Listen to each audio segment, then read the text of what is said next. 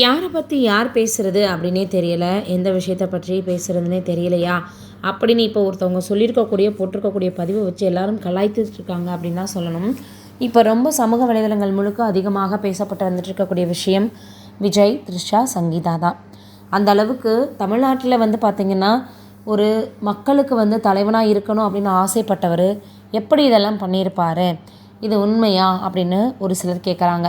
இன்னும் ஒரு சிலர் எப்போ அவர் ஒரே மாதிரியான ட்ரெஸ்ஸில் வந்தாரோ அப்போவே நம்ம எல்லாருக்குமே தெரிஞ்சிருச்சு இருவருமே ரிலேஷன்ஷிப்பில் தான் இருக்காங்க அப்படின்னு. இந்த மாதிரி தான் இப்போ எல்லோரும் பேசி வந்துட்டுருக்காங்க. இது ரொம்ப எல்லோருக்கும் வேதனையை கொடுத்துருக்குது. அதோட விஜய் அவர்கள் அப்படிலாம் செய்யக்கூடிய ஆளே கிடையாதே அப்படின்னு இன்னமுமே நம்பாத ஆட்களும் இருக்காங்க. ஒருவேளை இதனால தான் குடும்பத்தை எல்லாம் விட்டுட்டு அப்பா அம்மா, மனைவி, குழந்தைகளை எல்லாம் விட்டுட்டு அவர் யார்கிட்டையும் பேசாமல் தனியாகவே இருந்து வராரோ அப்படின்னு சொல்லி வராங்க. இந்த சூழ்நிலையில் இப்போ வனிதா விஜயகுமார் அவர்கள் போட்டிருக்கக்கூடிய பதிவு தான் ரொம்ப வைரலாகி வருது. அவங்க என்ன சொல்லியிருக்காங்க அப்படின்னா, விஜய் பிறந்தநாளுக்கு த்ரிஷா ஃபோட்டோ போட்ட காரணம் இதுதான், நான் மெசேஜ் பண்ணி கேட்டிருக்கேன் அப்படின்னு வனிதா ஓப்பனாக சில விஷயங்களை பேசியிருக்காங்க. என்னடா இது, யாரை பற்றி யார் பேசுகிறது விவஸ்தையே இல்லையா அப்படின்ற மாதிரி இப்போ கேட்டு வந்துட்டுருக்காங்க. விஜயுடைய பிறந்தநாள் அன்று த்ரிஷா ஃபோட்டோ போஸ்ட்டு பெரிய அளவில் வைரலாகிருச்சு. அப்போது அந்த போஸ்ட்டை பார்த்ததும் நான் விஜய்க்கு மெசேஜ் பண்ணேன். த்ரிஷா தன்னுடைய நண்பர் அப்படின்ற முறையில் தான் போஸ்ட்டு போட்டிருக்காங்க. ஆனால் அதை சிலர் சீரியஸாக எடுத்துக்கிட்டு அதை தவறாக புரிஞ்சுக்கிட்டு விமர்சித்து வராங்கன்னு அந்த பதிவை ஷேர் செய்து விஜய்க்கு ஒரு மெசேஜ் போட்டு விட்டு தூங்கிட்டேன். பிறகு அன்று இரவு என் கனவில் விஜய் வந்தார். அவரிடம் நான் அதிகமாக பேசிக்கிட்டே இருந்தேன். வழக்கம் போல் விஜய் எதுவும் பேசாமல் அமைதியாக சிரிச்சுக்கிட்டே இருந்தார்.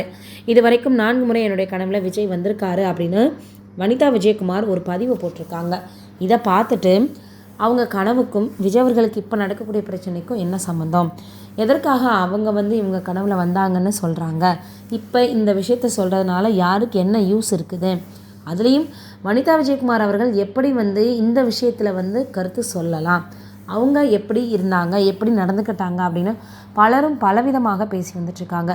எது எப்படியா இருந்தாலும் இதில் பாதிக்கப்பட போகிறது உண்மையாக இருந்தால் விஜய் அவர்களுடைய மனைவியான சங்கீதா மற்றும் குழந்தைகள் தான்.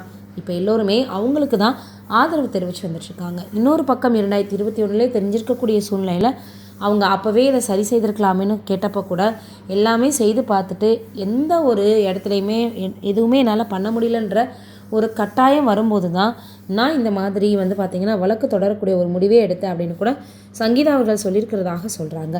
ஆக மொத்தத்தில் விஜய் அவர்கள் தமிழ்நாட்டில் ஜெயிக்கிறதுக்கு முன்னாடி அவருடைய குடும்பத்தை சரி பண்ணால் மட்டும்தான் மக்களுடைய ஆதரவு முழுமையாக கிடைக்கும் அப்படின்றதுல எந்த விதமான சந்தேகமும் கிடையாது.